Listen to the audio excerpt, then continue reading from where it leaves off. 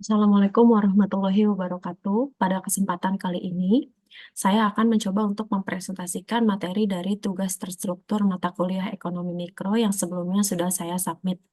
Dimulai dari perkenalan diri terlebih dahulu, nama saya Regita Aide Virginia dari kelas AK 101 Universitas Siber Asia. Materi yang akan saya jelaskan kali ini adalah tentang teori permintaan dan teori penawaran. Di dalamnya mencakup definisi, fungsi, faktor-faktor yang mempengaruhi, serta rumus dari permintaan dan penawaran. Dimulai dari teori permintaan terlebih dahulu.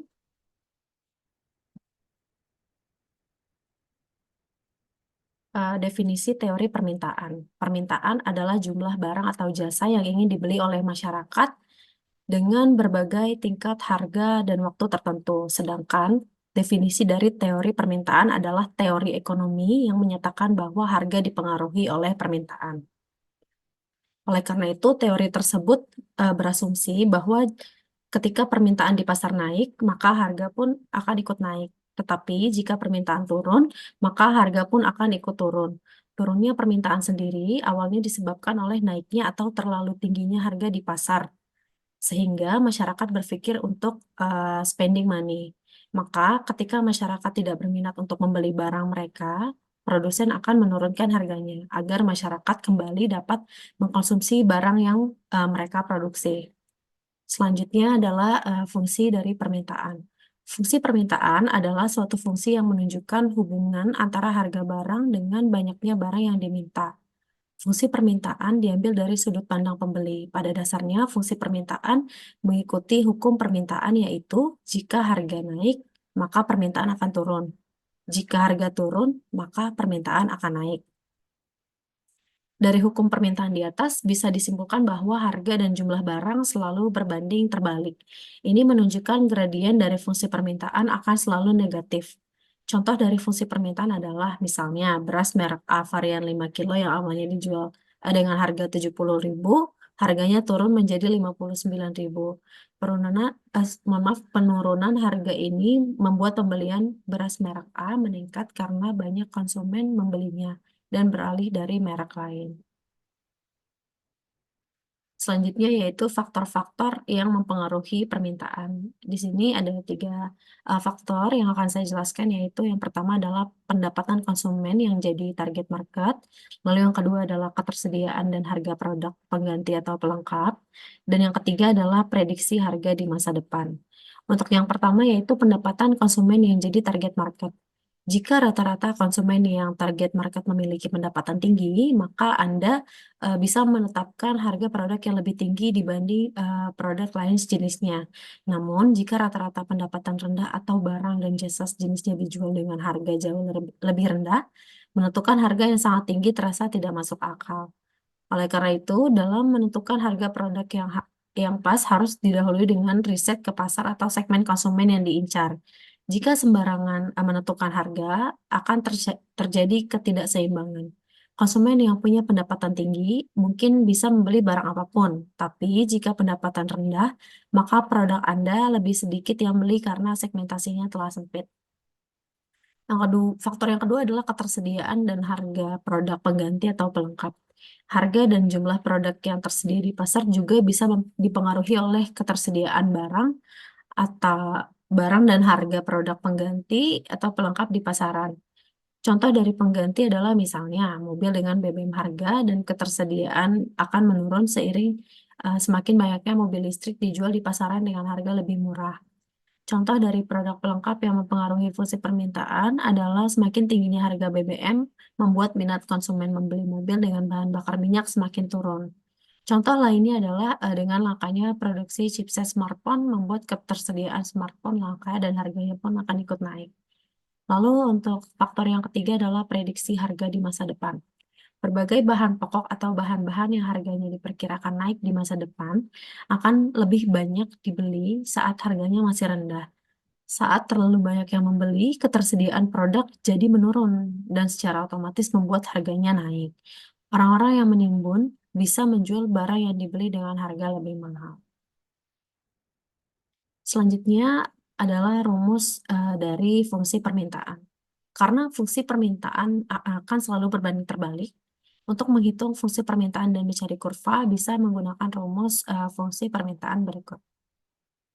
P sama dengan A minus BQ atau Q sama dengan A minus BP, di mana P adalah harga barang per unit, Q adalah jumlah barang yang diminta, A adalah angka konstansa, dan B adalah koefisien kecenderungan.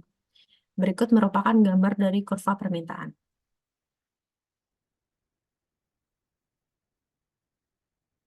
Selanjutnya kita akan masuk ke dalam materi teori permintaan. Mohon maaf, teori penawaran. Untuk definisi dari penawaran adalah banyaknya barang atau jasa yang ditawarkan oleh penjual pada kondisi pasar, periode, dan tingkat harga tertentu. Sedangkan definisi dari teori penawaran adalah teori yang membahas antara jumlah barang yang ditawarkan dan tingkat harga barang itu sendiri. Produsen dapat mengubah penawaran kepada konsumen menggunakan faktor harga barang dan mengasumsikan faktor-faktor lain yang bersifat tetap. Pada teori penawaran, terdapat anggapan semakin tinggi harga suatu barang, maka semakin banyak barang yang akan ditawarkan lainnya. Sebaliknya, jika semakin rendah harga suatu barang, maka akan semakin sedikit barang yang ditawarkan. Selanjutnya adalah fungsi penawaran. Fungsi penawaran adalah suatu fungsi yang menunjukkan hubungan antara harga dengan jumlah barang atau jasa yang ditawarkan oleh produsen. Fungsi penawaran digunakan produsen untuk menganalisa berapa banyak barang yang akan diproduksi. Fungsi penawaran mengikuti hukum penawaran, yaitu jika harga naik, maka barang yang ditawarkan akan naik. Jika harga turun, maka jumlah barang yang ditawarkan akan turun. Fungsi penawaran antara harga dan jumlah barang ditawarkan oleh produsen memiliki hubungan positif atau berbanding lurus. Fungsi penawaran yang digunakan mengambil dari sudut pandang penjual. Contoh fungsi penawaran adalah misalnya, Anda sedang jualan minyak goreng. Saat harganya naik, Anda sebagai penjual akan menjual semua stok minyak goreng untuk mendapatkan keuntungan besar. Sementara itu, jika harga minyak goreng turun, maka Anda tidak akan menjual banyak stok minyak goreng karena keuntungan yang didapat tidak besar. Selanjutnya adalah faktor-faktor yang mempengaruhi penawaran. Ada 3 faktor, yaitu biaya produksi dan operasional jasa. Lalu yang kedua adalah tujuan perusahaan, dan yang terakhir adalah prediksi harga dan kelangkaan di masa depan. Saya akan membahas faktor yang pertama terlebih dahulu, di mana biaya operasional yang tinggi membuat produsen akan lebih sedikit menjual barang di harga yang lebih mahal. Jika terpaksa menjual di rentang harga yang sama dengan kompetitor, jumlah barang yang ditawarkan lebih sedikit.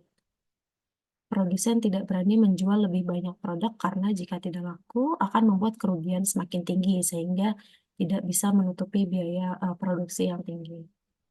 Lalu untuk faktor yang kedua adalah tujuan perusahaan, di mana harga barang yang jumlah ditawarkan bergantung pada tujuan perusahaan. Misalnya, pada perusahaan yang orientasinya mencari keuntungan sebesar-besarnya akan cenderung menjual produk dengan margin keuntungan tinggi sehingga membuat harga produk jadi mahal. Sedangkan bagi perusahaan yang mengutamakan banyaknya produk terjual akan mengambil keuntungan lebih sedikit sehingga harga produk lebih murah di pasaran. Tujuannya supaya produknya bisa lebih laris dan menguasai pasar. Harga murah memang tentunya lebih disukai oleh konsumen. Faktor yang terakhir adalah prediksi harga dan kelangkaan di masa depan. Saat ada prediksi harga jual di produk di masa depan akan naik, maka produsen cenderung memperbanyak produksi. Tujuannya agar saat harga naik, produsen bisa menjual lebih banyak dengan harga lebih mahal supaya bisa produksi lebih banyak. Saat harga turun, produsen bisa memulai persiapan untuk meningkatkan output produksi saat harga naik nanti. Selanjutnya adalah rumus penawaran. Karena fungsi penawaran selalu berbanding lurus, untuk menghitung fungsi penawaran dan mencari kurva bisa menggunakan rumus penawaran berikut, di mana P sama dengan A plus BQ, atau Q sama dengan A plus BP. Di mana untuk P ini adalah harga barang per unit, Q adalah jumlah barang yang diminta, A adalah angka konstansa, dan B adalah koefisien kecenderungan. Berikut merupakan gambar dari kurva penawaran. Sekian presentasi dari saya, kurang lebihnya mohon maaf. Assalamualaikum warahmatullahi wabarakatuh.